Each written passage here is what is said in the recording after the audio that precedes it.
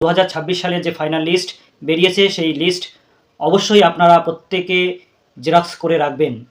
কেন বলছি এই কথা? কারণ 2002 সালের লিস্ট যেমন আমাদের কাছে বর্তমানে খুবই গুরুত্বপূর্ণ একটি ডকুমেন্টস, তেমনিভাবে 2026 সালের যে এসআইআর এর ফাইনাল লিস্ট সেটা কিন্তু ভবিষ্যতে আমাদের প্রত্যেকের কাছে একটি গুরুত্বপূর্ণ নথি হিসাবে বিবেচিত হতে পারে বা হবে।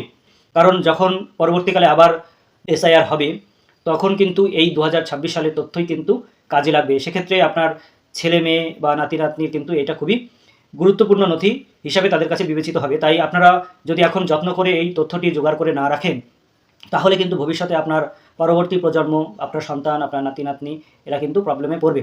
সকলের কাছে একটাই অনুরোধ যে এই তথ্যটি আপনারা পারলে যেখানে ছবিসহ আপনার লিস্টে যে পাতায় নাম রয়েছে সেই পাতাটি অবশ্যই প্রিন্ট আউট করে রাখবেন বা জেরক্স করে রাখবেন।